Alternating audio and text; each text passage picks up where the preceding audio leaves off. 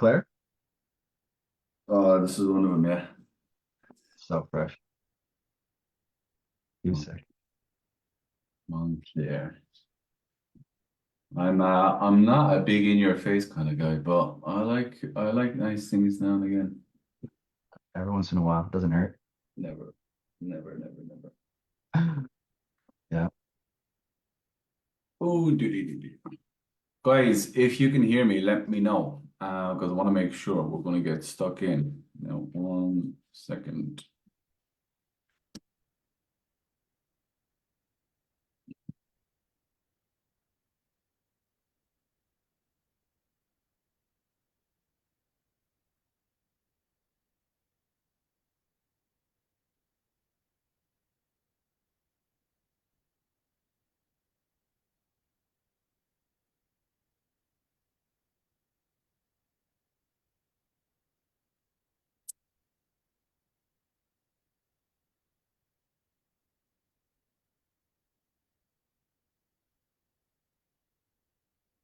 Right, Sammy, what's happening, kid? How are you? I'm good, man. Very good. Appreciate you here. Thanks for Appreciate having you giving me an hour of your time. I know I always book it out for an hour. Sometimes it doesn't go that far, which is perfectly fine.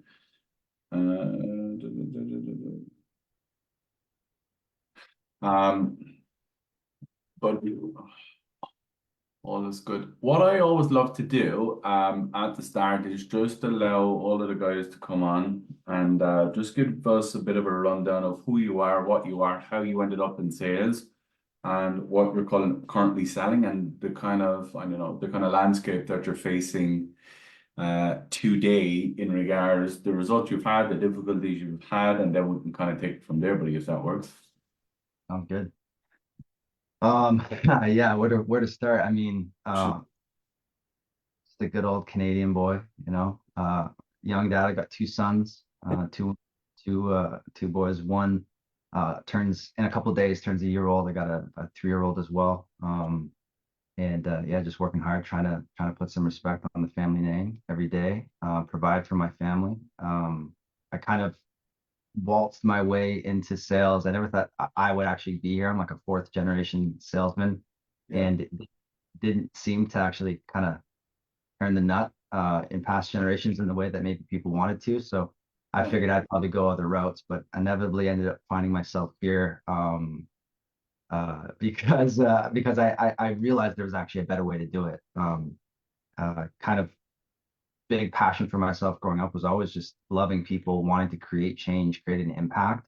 And I think that's what kind of funneled me into this space because my background comes from, I mean, I went to seminary to be a pastor, worked in a church, and then realized that I was more I was gonna have a better opportunity to be in front of people by actually cutting hair. I used my office in the church as a barber shop so I could hang out with people who weren't boring church folk. And I was more passionate about that because there was more like a real connection and helping people actually get their desired result, and it became addicting.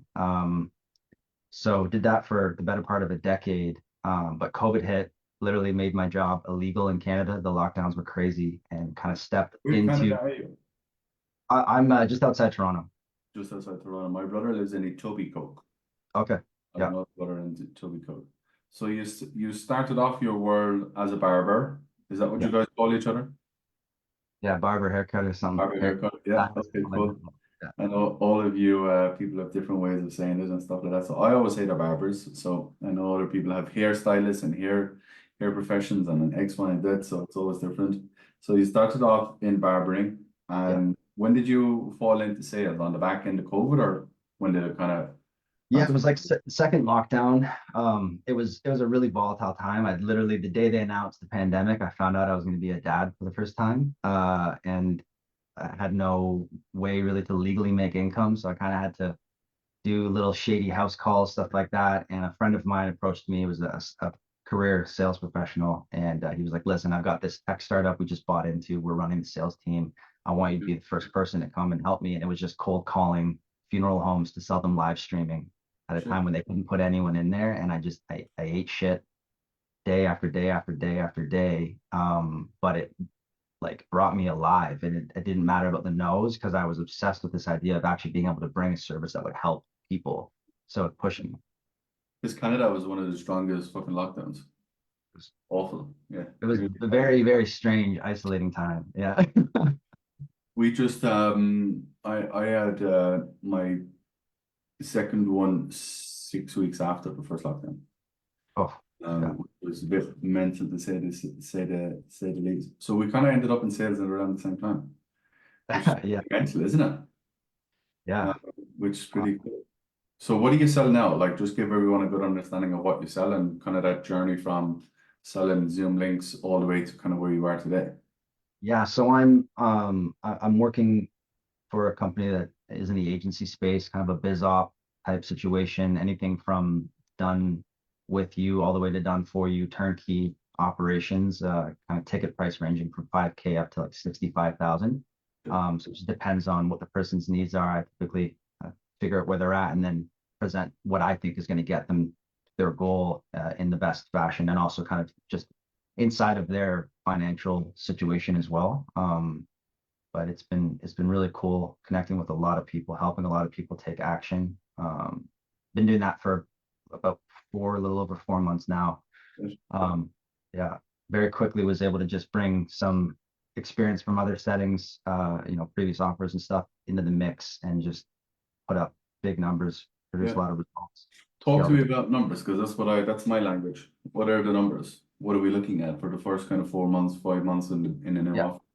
it's been a steep incline. Because the biggest thing is this was like my first real go at closing in this fashion in the high ticket space with such a high volume. I did insurance Yeah. prior to going full time in the high ticket space, and so I was closing deals, but it was just very different. I really didn't know what I was doing. I was kind of just screwing around and using my ability to build rapport that I had from haircutting to make people love me and feel like they wanted to move forward. But in a short span of time, I mean, first month I was only in production for 2 weeks of the month. I spent the first two actually developing our DM setter and phone setter team, and then hopped in, did about a little over 6K in comms in 2 weeks.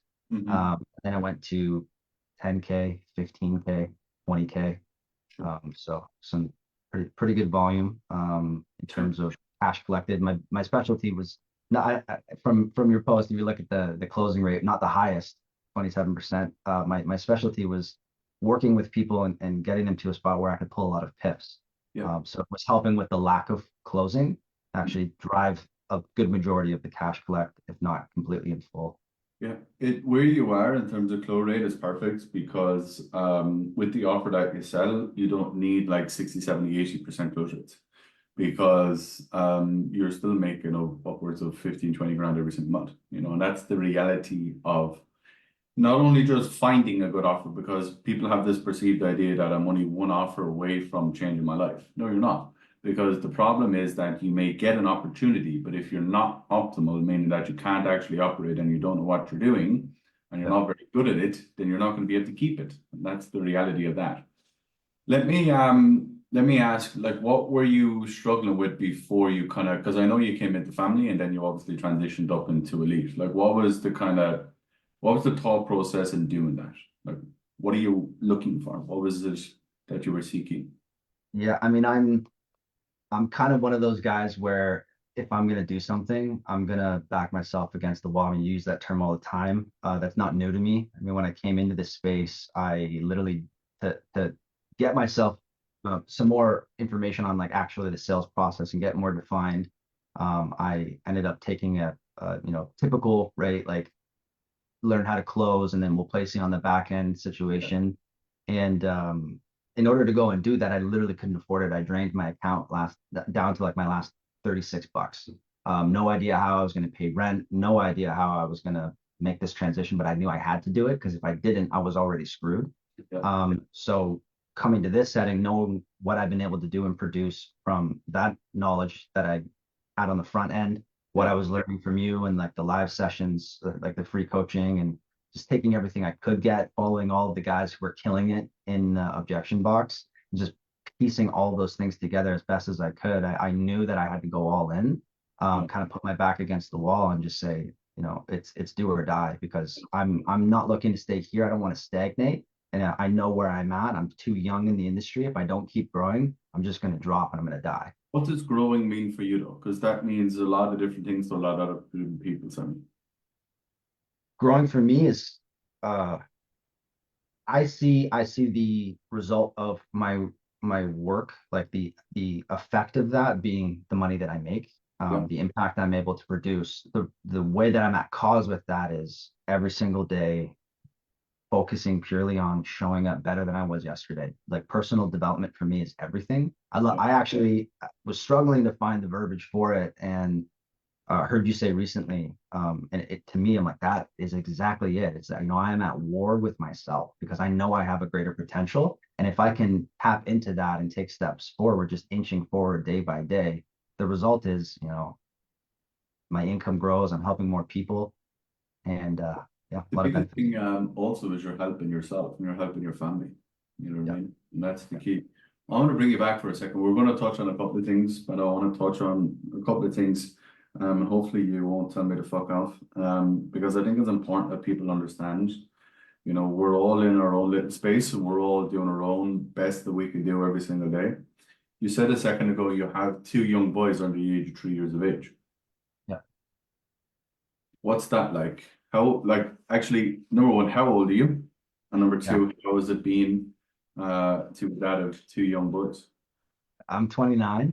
Yeah, 29 and being a dad of two young boys is like, I mean, you talk personal development. I mean, that's it right there. If it forces you to show up every day, I mean, you don't have to, but it's the choice, and it's the only option to me. It's like it's immensely grown me. It's opened up. Like the moment, and I'm sure you're like you would resonate with this. The moment you first hold your child, there's this thing that switches inside of you of like, okay, like this is on me. Like I am responsible for this person, but I'm also responsible not just to make sure that they're fed, they're clothed, they've got a roof over their head, yeah. but like they're going to live from my example. And I've had to learn the hard way early on into things being a dad that your actions really really freaking matter. And so it's forced me to step up and lead them with everything that I do, even if they don't know it.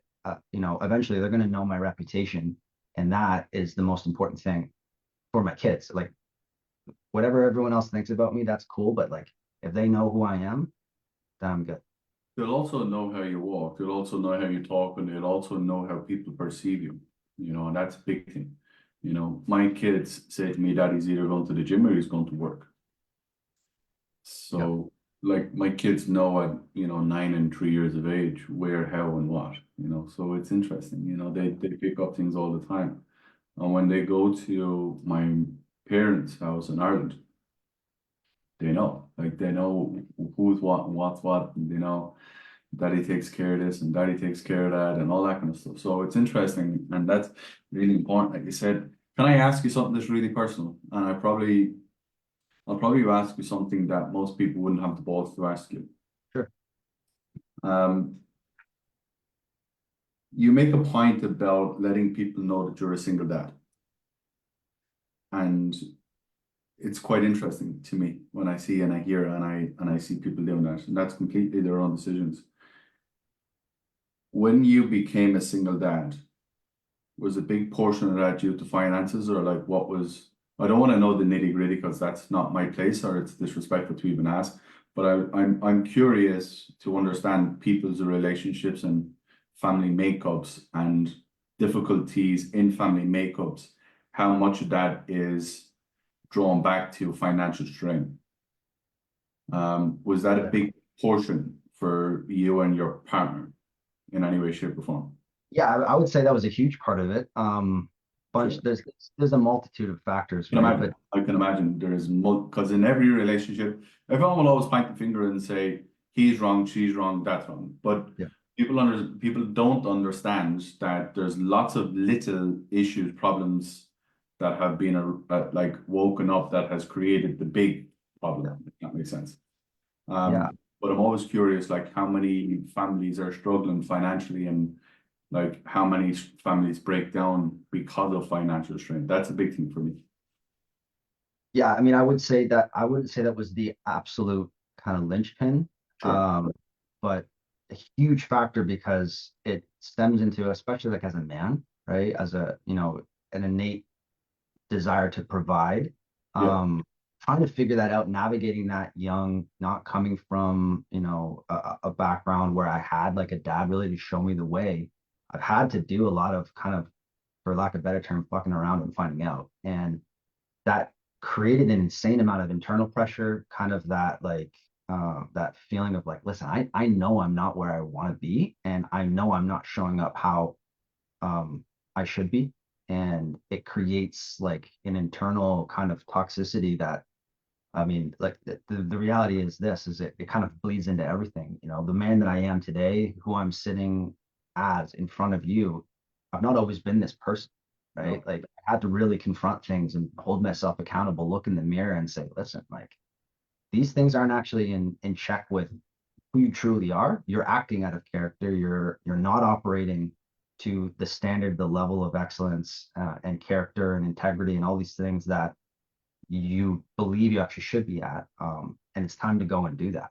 Is Mm, basically the journey I've been on for the last like almost 2 years. sure. And I can imagine there's been a lot of demons that came out of the closet, and there's a lot of shit that you had to overcome. Massive. Yeah, Yeah. Literally everything about my life has essentially changed in the process. sure.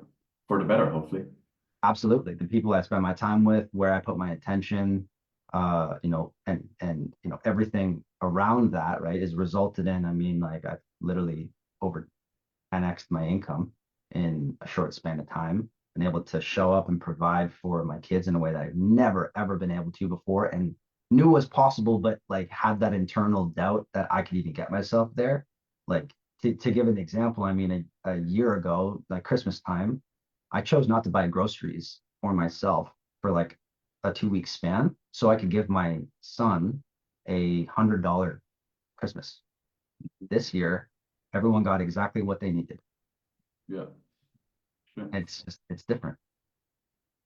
But it also means that you got to walk through fire and you got to walk on glass to be able to get there. You know, and people don't understand that. People see what we do every day, week of every month, and they just think that it's an easy journey, and they Yeah. just think that I click my fingers and just produce for these people because that's what I do. That's not how it goes. That's not the world. The world doesn't know you anything, and fundamentally, for me, the biggest thing that I've always wanted to do was to put the ball back in people's court and make them realize that it's only on them.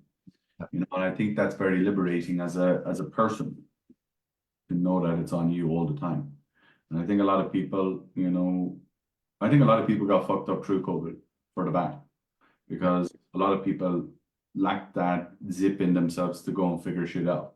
They lack that zip because they got stimulus checks and they were lazy and they had this ingrained kind of entitled attitude that has fallen out the other side of it.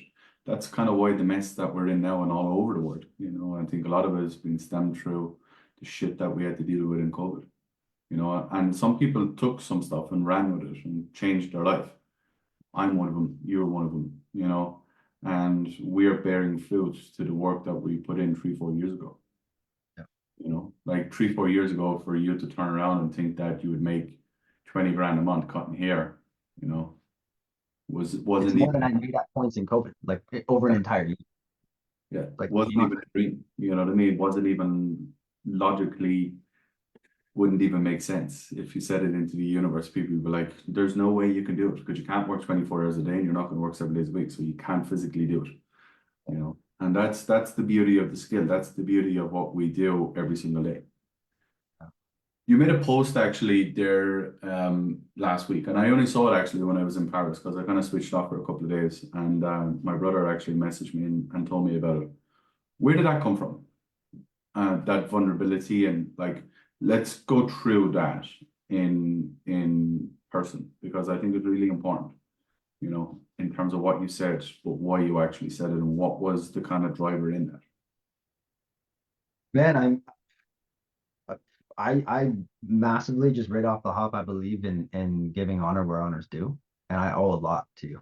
Sure. Just man to man. I owe a lot to you. My a lot of what I have right now is because of investment that you made into me, whether you knew it or not. the vulnerability, the realness of conversation you gave with me, where you were literally turning me down for a job I needed, a job like I was like significantly on the brink of snapping and breaking. Like finances were just really not a good spot. And something happened in that conversation. I already had it driving me. I had this relentless thing, but I knew that it wasn't enough. And I wanted to, first of all, just in reflecting about where I am right now, kind of the journey I've been going through, the level of accountability and standard that you call us to an elite, like had me sitting back and just reflecting and being like, you know what? First of all, there's going to be people that are teetering on the line who are not taking action just because of fear. But ultimately, I mean, that's that's bullshit. Because you can't sit here on a Zoom in front of people and ask them to make massive investments to change their life. You're going to be a person who can't even do the same thing and reflect it in yourself. It's hypocrisy.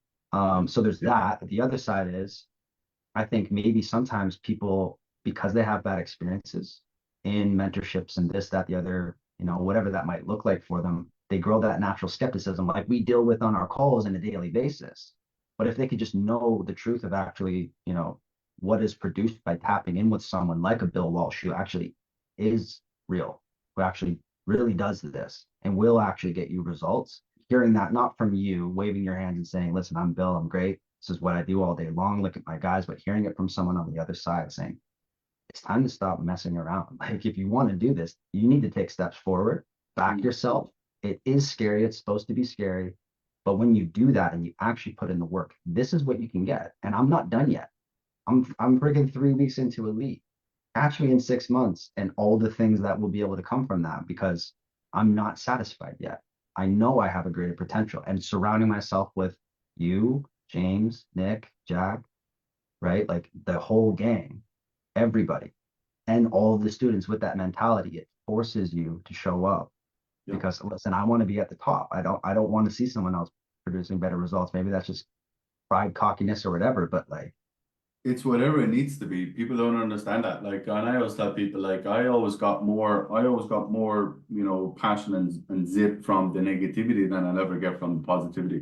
When people say you're great, you're this, you're that, you're other stuff, I get nothing from it. And that's not an ego. That's not me saying I don't appreciate it. I appreciate it every day.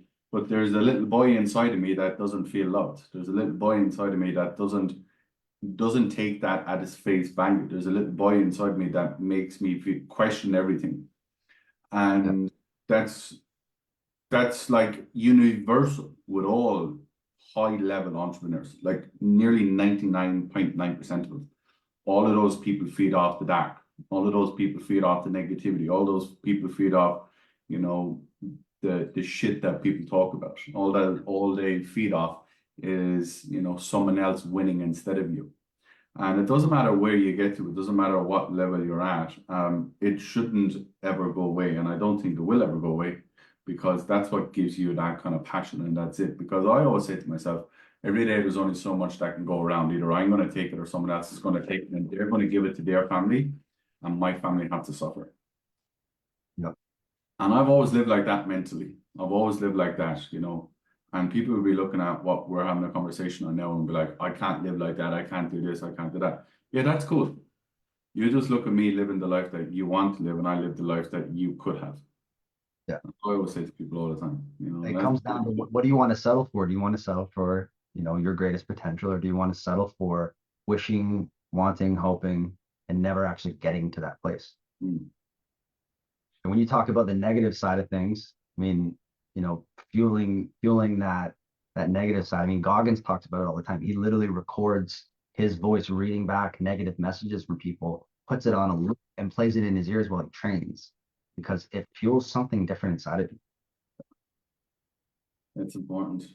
That's how I've always lived, and it wasn't until I actually heard people like Goggins talk about it, or Fasella, or all of those high level people that most people can only dream about, and me included. Um, that it all kind of makes sense. I never,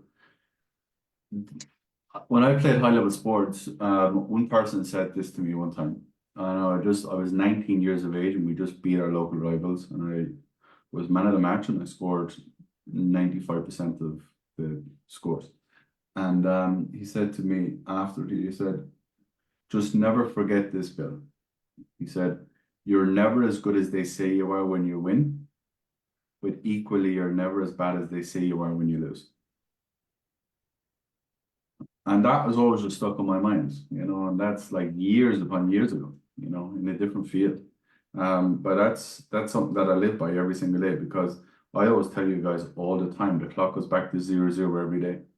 And if you live by that code and you're willing and wanting to get better every day, then every day you're moving and you're inching yourself forward. And that's what separates people because not everyone can live at that level of intensity every single day. And I don't mean that you have to go run up a mountain every day, but I mean that you got to move your life forward in some capacity. Because the other side of it, Sammy, is that you go back to the shit that you just talked about not being able to pay for your kids, about not being able to pay your bills, and about giving your son $100 Christmas. Like that's the shit that I'm running away from too. I remember like when I came to London first, we couldn't afford to buy Christmas presents. That level of embarrassment and that level of shame and that level of discomfort is always at the back of my mind, no matter how much we make and no matter what we do and no matter how many lives we change, and that's a big driver, it's a big driver and it's a big fucking focus for me is to always push away. You can use pain in two ways, as I always tell people. You can use it to cripple you and take you away, or you can use it as fuel to push you away from where you don't want to ever be again. That's the key. You got to know where and what to push. Yeah, I've heard a binary explanation of fear from a sales manager on a previous offer. He said, there's two analogies for fear. There's basically fear everything and run, or there's face everything and rise. You only have one choice. Which one do you want to choose? They're both hard, right? Because one's going to leave you from actually being satisfied, and it's an option. And the other one is really freaking difficult. They both have their own level of hard. It's just like what kind of hard you want to get to produce the results in your life. If you're okay with running for the rest of your life and never getting there, I mean, that's an option of hard you can choose. But like, where do you want to be? Where do you want to be? Exactly. Talk to me about the plans. Like, what's the goals? Where are we at? Where do we want to be? I know you're coming to London, or to Dublin, which I'm very proud of. Where does Sammy 2025 sitting here on June 29th looks like? 2025. What is that young man doing? What is he doing? Where is he going? How does he live his life? And like, what are we working towards? Because I think that's really important. I'm going to talk about this in Dublin about manifestation and kind of like visualizing things and wanting, you nearly have to fucking, when I built out the Dublin event, I knew I was going to do this the minute I built the rejection box. Right. I knew I was doing it. It was just a matter of when rather than if. So I've always kind of done that. There's a great book called from Rhonda Byrne, and it's called The Secret, I think it's called. About manifestation and manifesting things and visualization. And I've always done that, and you have to nearly fall asleep thinking and dreaming and playing out in your mind and all of that kind of stuff. So when it does happen, it's not a shock to me. So when people say to me, when people always come to my events and stuff like that, and they're like, how's the event? I was like, and people think that I don't enjoy things, and people think that I'm blasé about things, and people think that, everything is just water off a duck's back. But I've lived out that moment 1,000 times in my head already. Yeah. So like when it actually happens, that's the 1,001 time already. So like that's just confirmation of what I've already done and what I've already, like the excitement and the enjoyment and the fucking like passion and the like endorphins I've already experienced. Do you know what I mean? Yes, And I people know. don't. I know exactly what you're saying. Interesting example is so. I mean, I reference being a single dad. I have a partner. I'm just like, you know, I'm no longer with the mother of my kids, but I have someone that I am running life with and doing that, and she's seen this whole journey. Yeah. And one thing she'll always say to me, she's actually really helped me with it because it is actually part of, I believe, actually partnering with your manifestation. Like being able to pause and enjoy it. It's really difficult. I know you know it because exactly what you just explained. But she'll say to me, like, you just closed a 45K PIF. for the first time ever. And I'm just like, okay, when's my next meeting? Like, let's go. She's like, you didn't even stop to celebrate. I'm like, no, because I've lived this moment. I knew I would get here. I've lived this and visualized it and planned for it and worked for this, knowing it was inevitable 1,000 times over in my head. But I'm now working, by the moment I've achieved this, I'm working for 2 of those a day, 10 of those a week, right? 20 of those a week. I'm already manifesting the next thing. So it's not, you said this the other day on an elite call, right? There's no winning in this game. There is no end game. It is just the constant enjoyment of the game of playing. You do not stop. That's why you see guys like Kobe, right? I mean, like, why are you playing the game so long? You have so many freaking rings on your hand. You have so many accolades. You're so well respected. Why do you keep doing this, breaking your body day after day, training harder than everybody else? And you're like, yeah, because I'm actually building for this now. You guys think this is the end. You think this is a win. It's not for me. It's just, it's like one brick as I'm building my absolute, my absolute mansion of a life, or manifesting this whole lifelong dream. It's just part of it. So tell me, so January 29, 2025, what is Sammy looking like? Who is that person? Um, Completely debt free, 100K in the bank, um, and in a position where I'm continuously elevating in every way, driving more, working harder, producing higher results. But I would love, and I'm working towards getting myself into a position where currently I already have some aspect of like internal team influence, caring for people, helping to grow them and lead them. But I really want to get myself into a position where I can truly partner and have a seat at the table and be at cause with a company to reach that next 5-year goal. Like, hey, how can we really shift this? How do we raise the standard across? It's not enough for me, even already. It's not enough for me to hold my own standard. Like, I am constantly, I pulled a guy who's not even a setter for me the other day into a room because I heard something he said, and I just said, listen, I get you got XYZ going on. Okay. But if you do this, this, and this, and focus on that day in, day out, stay consistent, all of those things are going to be solved by you putting in the work, and the results will come from that. And one of the things was, he was basically explaining, like, he shifted from construction making like 6 to 8K a month into sales, and he's made no money in the past like 3 4 months. Just got on our offer. I just said, listen, no one is coming to fucking save you, man. Like, I've been there and I know exactly what you're feeling. But if you obsess over the situation instead of creating a solution, you're never going to get there. So put in the work, show up daily, do what you've got to do. Because when you do that, your father-in-law will come to you and shake your hand and say, I was wrong about you. I talked shit behind your back and to your face, and I built mistrust in your relationship, but you showed up in a way I didn't expect from you. Like, I love doing that, and I'm looking to grow my capacity to build that in other people, inspire them, and across the board, across an entire organization, really push the needle forward. That's what I want. Shit.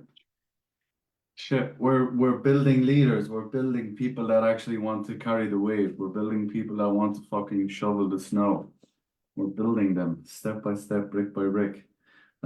Christian Jack, actually, a good friend of mine, he came to our Texas event, and I always laugh when I see this picture, but he always posts a picture of me cleaning the pool in Texas. And it's funny for me because sometimes that's what it takes. Yeah. People would laugh at that because I sold out that event, and we were oversubscribed. And most people that were in that position wouldn't dare clean out their own pool. They brought a team out there and X, Y, and Z, and that's just not how it gets done. No. You gotta fucking shovel shit sometimes. You gotta do shit that you may feel or maybe people may perceive to be less than you. But nothing is less than you if it needs to be done. And that's the reality of life. And that's the reality of, having great teams and being, in my opinion, someone that people want to lead and, people want to follow. Sometimes you got to shovel shit, sometimes you got to do the shit. And sometimes you got to be everything and anything all at once. Because if you do, what it shows is that you're not below or you're not above it. and that you're willing and wanting to get in the game with the guys every day. And I think, you know, I always go back to the team, and I always go back to the effort that everyone puts in. It's not just me, because it can't ever just be me, you know.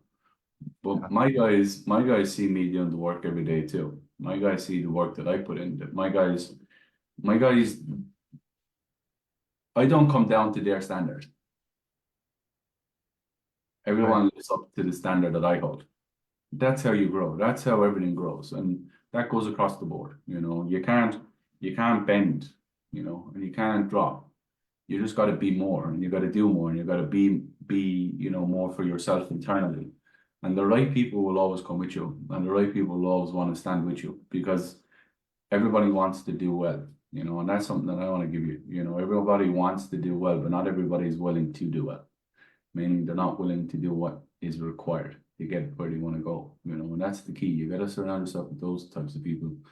So the last thing for me, buddy, is I want you